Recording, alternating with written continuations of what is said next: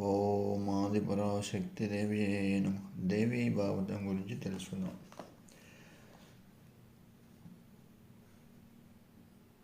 మనువు యొక్క పెద్ద కుమారుడు ప్రియవ్రతుడు. పేరుకు తగ్గట్టుగానే ప్రవర్తిస్తూ సత్య ధర్మ పరాయణుండై పెరుగుతూ తిరుగులేని బల పరాక్రమ సంపన్నుండై 11 అర్బుదాల కాలము భూగోళాన్ని పాలన చేశాడు. సూర్యుడు భూగోళానికి ఒకవైపున ప్రకాశిస్తుంటే మరొక వైపున చీకట్లు తొలగించాలని సూర్య సదృశ్యమైన రథమెక్కి అక్కడ వెలుగులు నింపుతూ తిరుగుతూ ఉండగా అతడికి రథచక్రం 7 చోట్ల భూమిని చీల్చింది. ఆ చీలికలే సప్త సముద్రాలయ్యాయి. ఆ 7 భూభాగాలే సప్తద్వీపములుగా ఏర్పడాయి. కనుక అప్పటి నుంచి ఒకటిగా ఉన్న భూమి సప్తద్వీప వసుంధర అని పెంచుకుంటూ ఉంది. ఆ 7 ద్వీపాలకి జంబు, ప్లక్ష, శాల్మిని, కుష, క్రౌంచ, శాఖ, పుష్కరములని పేర్లు. ఇవి ఒకదానికంటే మరొకటి రెట్టింపు పెద్దగా ఉంటాయి.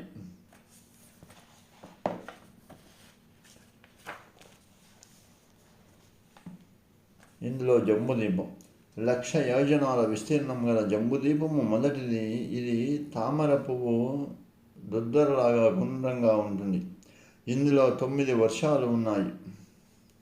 ఒక్కొక్క వర్షము 9,000 యోజనాల మేర వ్యాపించి ఉంటుంది. 8 పర్వత శ్రేణులు ఉన్నాయి. దక్షిణోత్తర విభాగంలో ధనసు ఆకారంలో విరజిల్లుతూ ఉన్న 9 ఇలా వృత్త వర్షము మధ్య భాగం ఉంటుంది.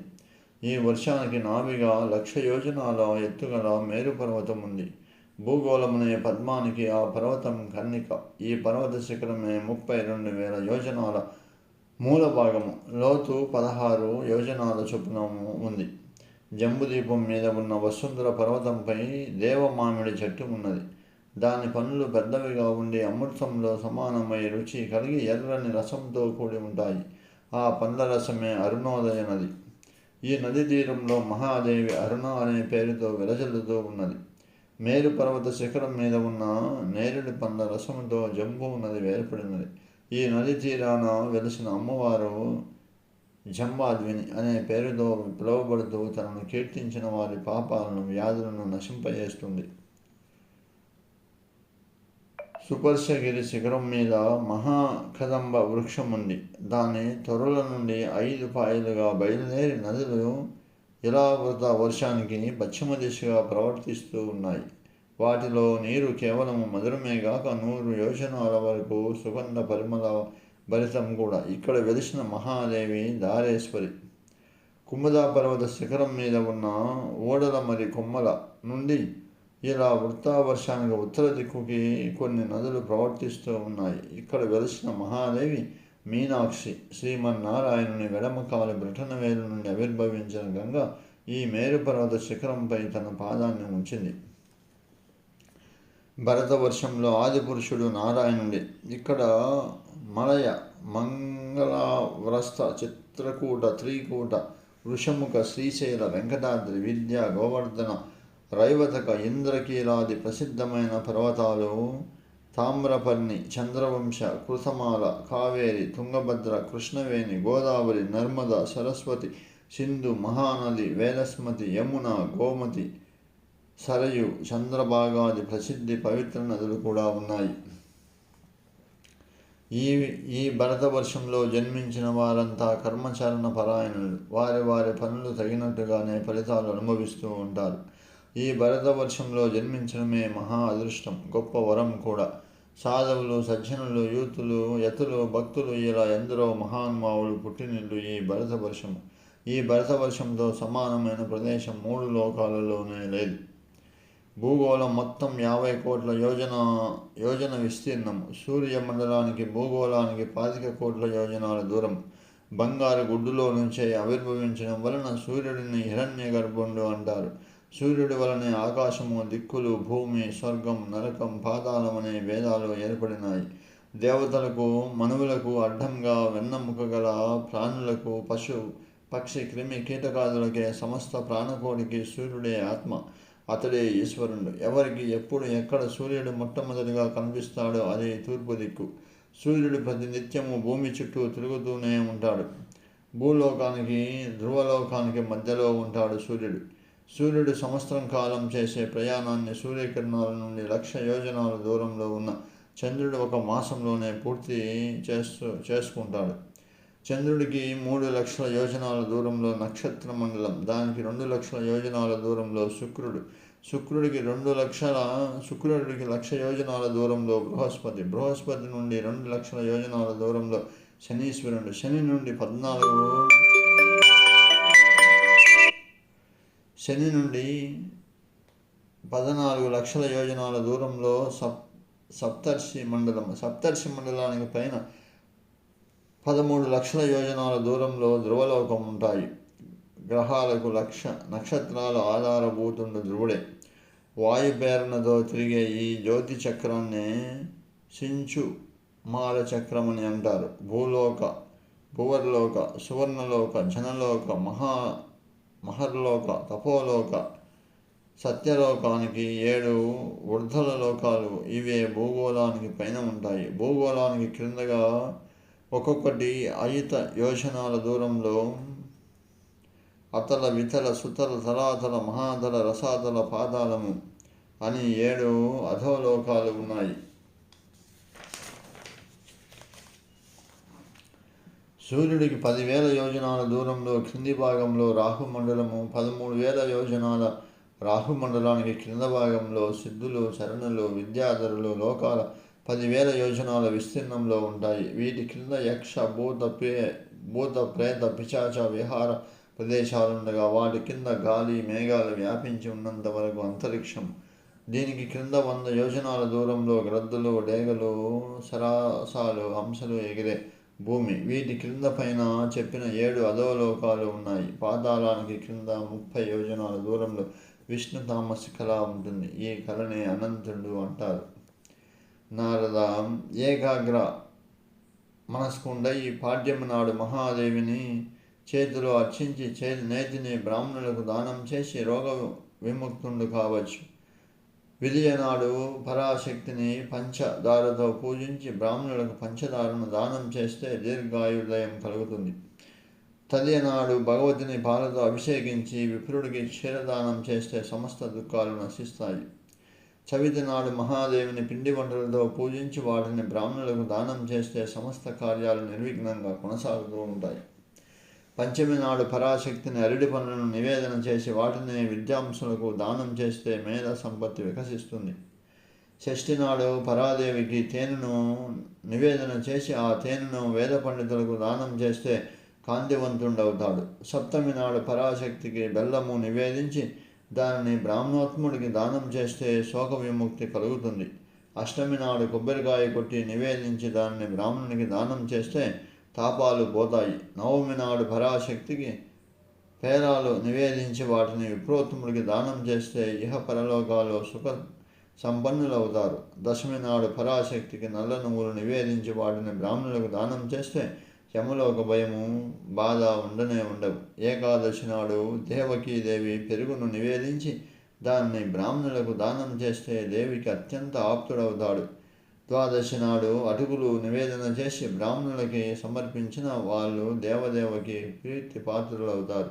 త్రయోదశి నాడు శనగపప్పు నివేదన చేసి దానిని బ్రాహ్మణులకు దానం చేస్తే దుష్ట గ్రహ పీడాలు తొలగిపోతాయి. చతుర్దశి నాడు పెరుగులో పేలపిండిని కలిపి నివేదించి దానం చేస్తే పరమేశ్వరుడికి ప్రీతిపాత్రులవుతారు. పూర్ణము నాడు పాయసమును వండి అమ్మవారికి నివేదించి వాళ్ళ పితృదేవతలను ఉద్ధరింపబడతారు. పూర్ణము నాడే దేవి ప్రీతి కోసం హోమం కూడా చేయవలను అని తిథులలో నివేదన ఫలితాలు వివరించాడు నారాయణుడు నారదుడికి. ఆ తరువాత పరాశక్తికి ఆదివారం నాడు పాయసము, సోమవారం నాడు పాలు, మంగళవారం నాడు అరటి పండ్లు, బుధవారం నాడు వెన్న, గురువారం నాడు కలకండం, శుక్రవారం నాడు పంచదార, శనివారం నాడు ఆవు నెయ్యిలను నివేదన చేస్తే విశేష ఫలప్రదమైన సమస్త అష్టాలును నశిస్తాయి. ఇదే విధంగా 27 నక్షత్రాలలో దేవిని ఆరాధించి పాలు, పెరుగు, పంచదార, పటిక బెల్లము, నెయ్యి, నువ్వులు మొదలైనవన్నీ నివేదించి విప్రులకు దానం చేయాలి. అట్లాగే విస్కంబాది యోగాలలో దేవికి బెల్లము, నెయ్యి, తేనె, పాలు, పెరుగు, చల్ల బూరెలు, ఉండ్రాళ్ళు, కజ్జికాయలు, వెన్న, దోశ, గుమ్మడి, పనస, అరటి, నేరేడు, మామిడి, నారింజ, దానిమ్మ, రేగు, ఉసిరి, కొబ్బరి, శనగలు, అటుకులు, పాయసము మొదలైన వాటిని నివేదన చేయాలి. కర్ణాలలో, యోగాలలోనూ కూడా లడ్డులు, ఉండ్రాళ్ళు, నెయ్యి మొదలైన వాటిని నివేదన చేయాలి. దేవికి చేసే పూజ విధానాలలో మధుక పూజ అని ఒకటి ఉంది. చైత్రమాసంలో శుక్ల తదియ నుండి నెలలోనూ వచ్చే శుక్ల తదియ 12లోనూ ఇప్ప చెట్టు కింద మహాదేవిని షాడోపచారాలతో పూజించాలి. అదేవిధంగా చైత్రం నుండి వరుస తదియ నాడు మహాదేవిని పంచ ఖాద్యాలు, బెల్లంతో వండినవి, తేనె, వెన్న, పెరుగు, చక్కెర, పాయసము, పాలు, పెరి, దది కూచిక, ఆవు నెయ్యి, కొబ్బరితో కూడిన పదార్థాలను నివేదన చేయాలి. ఈ 12 నెలల్లోనూ మహాశక్తిని మంగళ, వైష్ణవి, మాయా, కాలరాత్రి, దురత్యయ, మహామాయ, మాతంగి, కాళి, కమలవాసిని, శివ, శాస్త్రచరణ, సర్వమంగళ అనే పేర్లతో ఇప్ప చెట్టు కింద పూజిస్తూ సమస్త కార్య కామ్య సమృద్ధి కోసం ఈ క్రింది స్తోత్రాన్ని చదవాలి.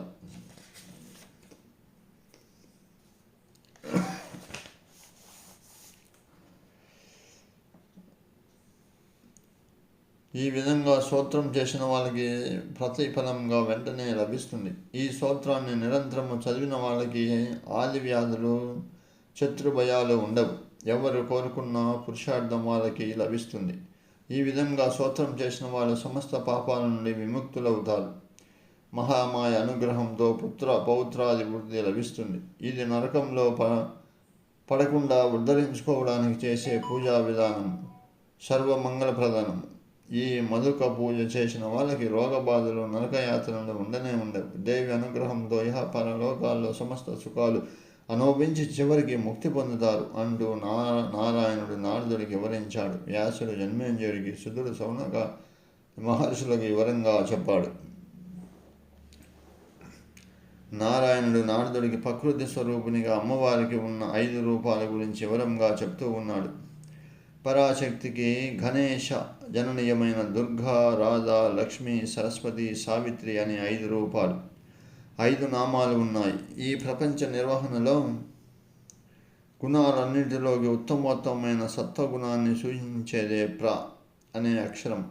రజోగుణానికి సంబంధించి సూచించేదే కృ అనే అక్షరం. తమో గుణానికి సూచించేదే తి అనే అక్షరం. మరొక విధంగా చూస్తే ప్ర అనేది ఉపసర్గ, మిక్కిలి గొప్పదని అర్థం. కృతి అంటే సృష్టి అని అర్థం. ప్రకృతి అంటే గొప్ప సృష్టి అని అర్థం. సృష్టిని సూచించే కృతి అనే పదానికి ముందున్నదే ప్ర అనేది, అంటే సృష్టి కంటే ముందు ఉన్నది కనుక ప్రకృతి అని కూడా మహాదేవి కీర్తించబడుతుంది. సృష్టి ప్రారంభించేటప్పుడు ప్రకృతి యోగశక్తితో తనని తాను 2గా విభజించుకున్నప్పుడు కుడి భాగము పురుషుడిగా, ఎడమ భాగము స్త్రీ ఆకారాన్ని పొందుతుంది.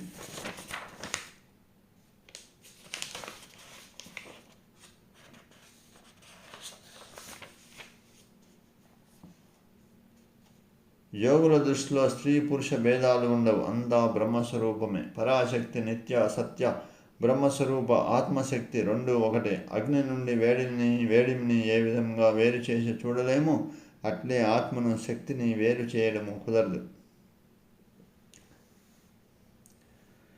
శ్రీకృష్ణ అవతార ఆవిర్భావానికి లోకమాత 5 రూపాలు ధరించింది కదా. అందులో మొదటి స్వరూపం దుర్గా. ఆమె సమస్తమునకు అధిష్ఠిత్రి. ఈమెయే శివప్రియ, గణేశమాత, విష్ణుమాయ, నారాయణి, సనాతని, పూర్ణ బ్రహ్మస్వరూపుని, సుఖమోక్ష ప్రదాయని, సర్వమంగళ మాంగళ్య సిద్ధేశ్వరి అనే పేర్లతో పిలువబడుతూ పూజింపబడుతూ ఉంటుంది. ప్రాణికోటిలోనూ ఈమె సిద్ధరూపంగా, సిద్ధ ప్రబుద్ధురాలిగా బుద్ధి, నిద్ర, ఆకలి, దాహము, నీడ, కునికిపాటు, దయ, జ్ఞానము, జ్ఞాపకము, ఛాతి, ఓర్పు ఉన్నదాన్ని లేనట్టు భావించుట, శాంతి, కాంతి, చేతన, తృష్ట, పుష్టి, లక్ష్మి, ధృతి, మాయ మొదలైన నామాల రూపభేదాలతో పిలువబడుతూ ఉంటుంది. ఈమె సర్వరూప బ్రహ్మాది దేవతలు, మునులు, మనువులు, మానవులు అందరూ ఈ మహాదేవిని పూజించి శుద్ధిస్తూ ఉంటారు. అదృష్టవంతులకు ఈ దేవి అనుగ్రహం కలుగుతుంది. అప్పుడు అతడి శోకారిత ధైన్యములను నశించడమే కాక దైవ ధర్మ అమూలయంద ఆసక్తి, సత్యనిష్ట, పుణ్యకీర్తి, శుభ సుఖ సంతోషాలతో పాటు ముక్తి కూడా లభిస్తుంది. ఈమె శరణగత దీనార్థ పరిత్రాణపరాయణ శ్రీకృష్ణుని హృదయాష్టదేవత, సర్వశక్తి స్వరూపుని, పరమేశ్వరుని, పరాశక్తి, అష్టసిద్ధుల